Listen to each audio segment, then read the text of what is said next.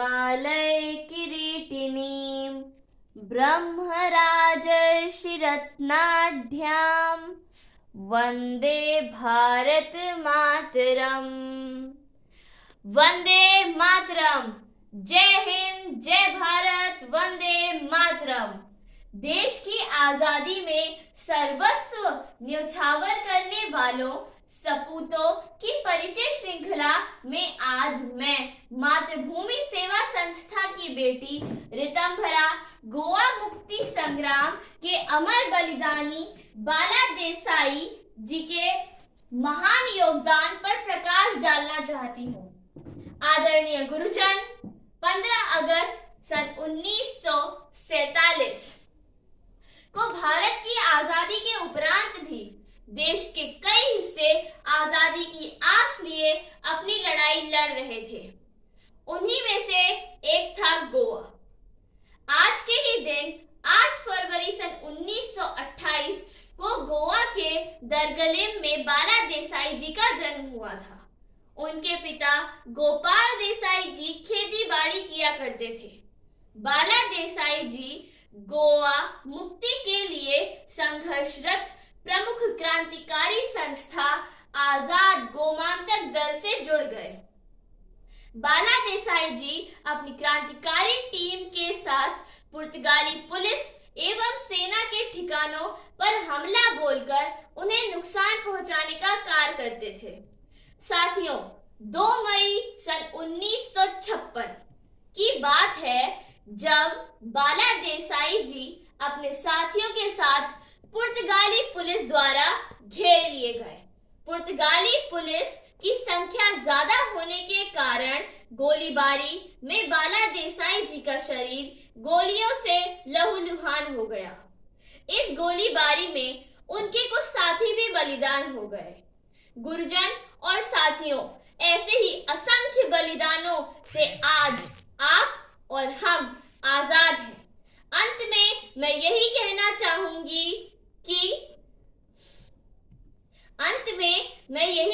चाहूंगी कि बहुत खुशनसीब होता है वो खून, बहुत खुशनसीब होता है वो खून जो देश के काम आता है।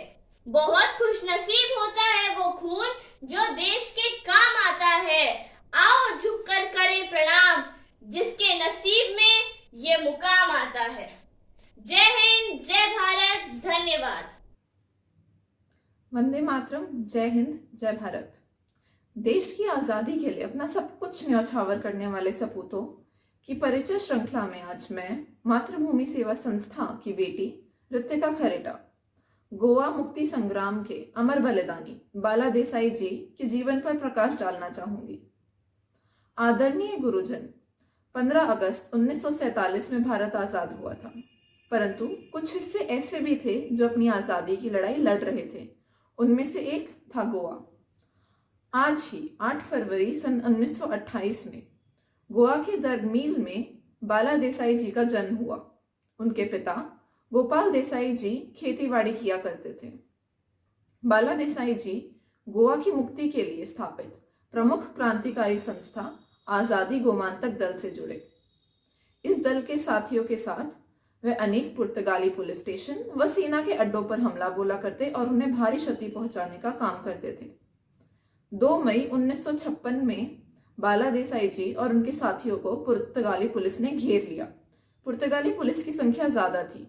उन्होंने गोलियों से बाला देसाई जी को छलनी कर दिया। उनके कई साथियों का भी उस दिन बलिदान हुआ। आज ऐसे ही असंख्य बलिदानों के कारण आज आप और हम आजाद हैं।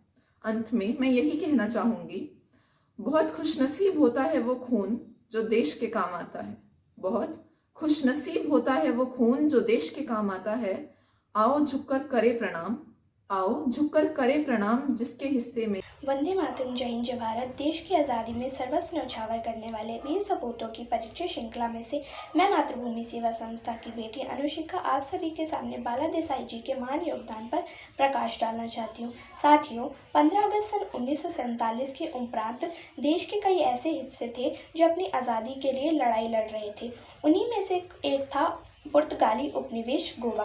साथियों, आज ही के दिन 8 फरवरी सन 1928 में बाला देसाई जी का जन्म हुआ था। बाला देसाई जी के पिता गोपाल देसाई जी खेतीबाड़ी का कार्य किया करते थे। बाला देसाई जी ने गोवा मुक्ति के लिए संघर्षरत प्रमुख क्रांतिकारी संस्था आजाद गोमांतक दल से जुड़ गए थे। बाला देसाई जी एवं उनके कुछ साथी क्रांतिकारी टीम बनाकर पुर्तगाली की पुलिस एवं उनके सेना के ठिकानों पर हमला बोलकर नुकसान पहुंचाने के कार्य किया करती थी। साथियों, 2 मई 1956 की बात है जब पुर्तगाली की पुलिस द्वारा बाला देसाई जी एवं उनके कुछ साथी पुर्तगाली की पुलिस द्वारा घेर लिए गए। पुर्तगाली की पुलिस की संख्या ज़्यादा होने के कारण गोलीबारी में बाला देसाई जी का शरीर छलनी हो गया और इसी गोलीबारी में उनके कुछ साथी भी मारे गए। साथियों, इन्हीं कुछ असंख्य बलिदानों से आज आप और मैं जिंदा हैं। अंत में यही कहना चाहूँगी, बहुत खुशनसीब होता है वह खून, बहुत खुशनसीब होता है वह खून जो देश के काम आता है। आओ झुककर करे सलाम जिनके हिस्से में ये मुकाम आता है, जिनके हिस्से में ये मुकाम आता है, जिनके हिस्से में ये मुकाम आता है। धन्यवाद। जय हिंद, जय भारत।